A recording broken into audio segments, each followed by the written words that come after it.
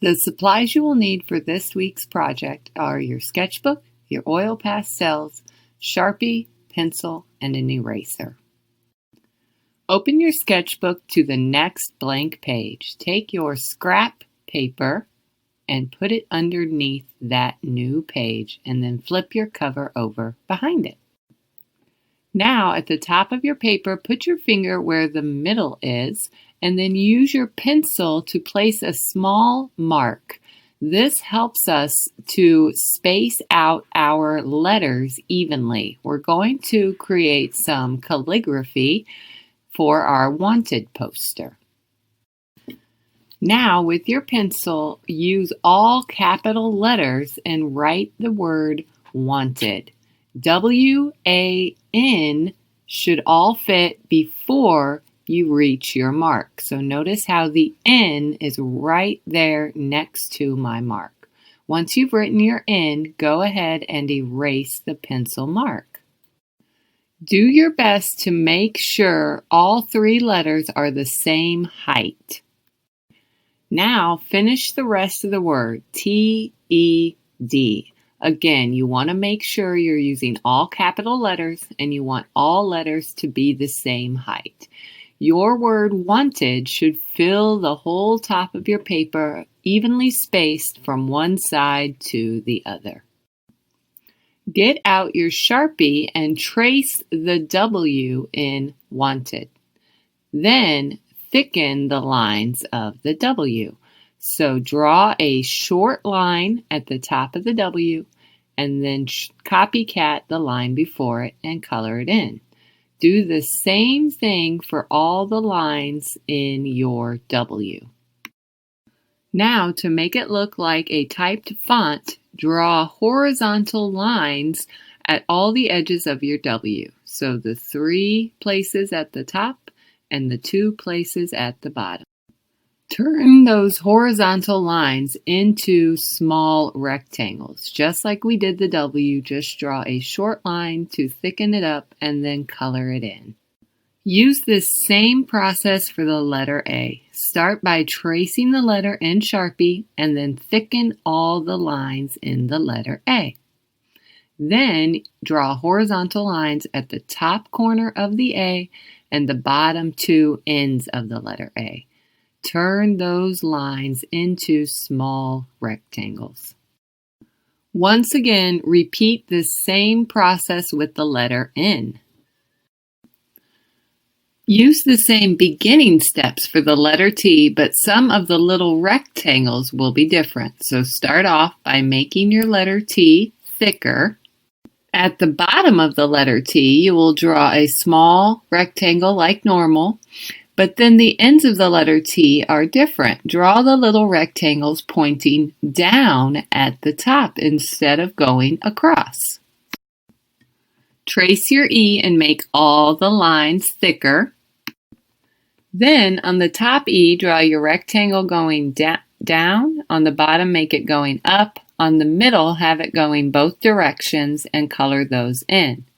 Then at the top and the bottom of the E, extend that line out past the vertical line. For the letter D, you're going to trace it and make it thicker, and then where it starts and finishes, extend those lines out and make all of it thick. Now we're going to start drawing our cowgirl or cowboy. So go back to your pencil. Lay your hand down sideways underneath the word wanted and use your pencil to make a small dot in the middle of your paper at the bottom of your hand. This is where the bottom of the brim of the hat will go.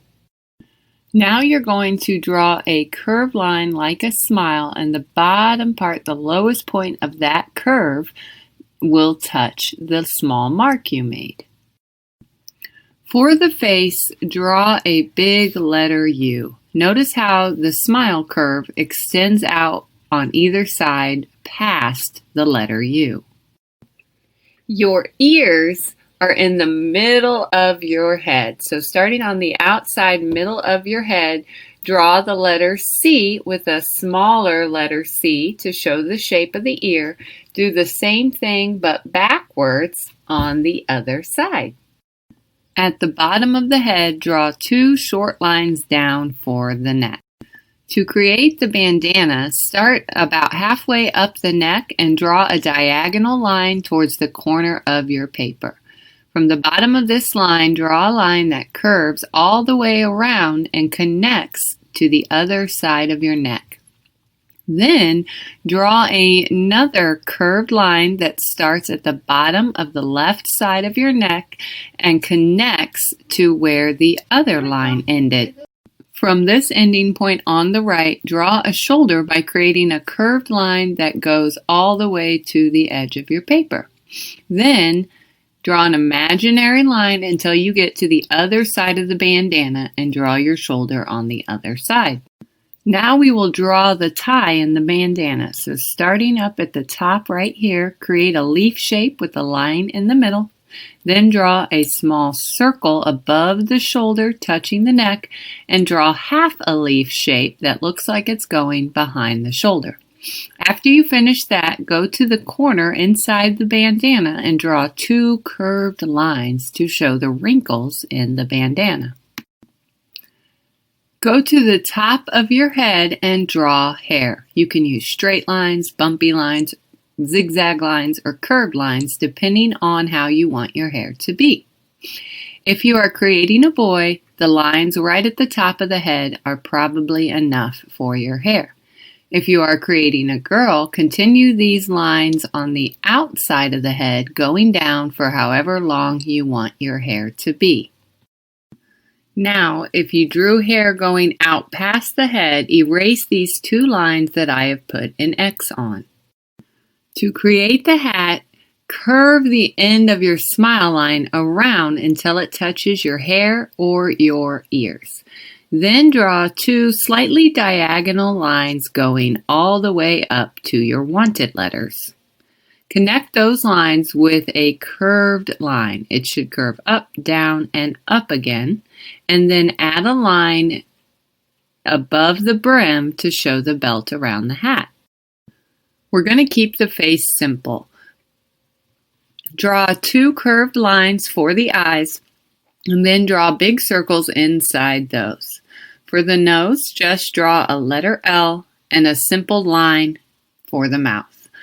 Your person is probably not smiling since they are wanted. Once you have completed those steps, get your Sharpie out and trace over all your lines. You may also use your Sharpie to completely color in the circle part of your eyes black. After you complete the tracing step, use your eraser to clean up your picture. Erase any pencil lines that are still showing on your portrait and on your letters.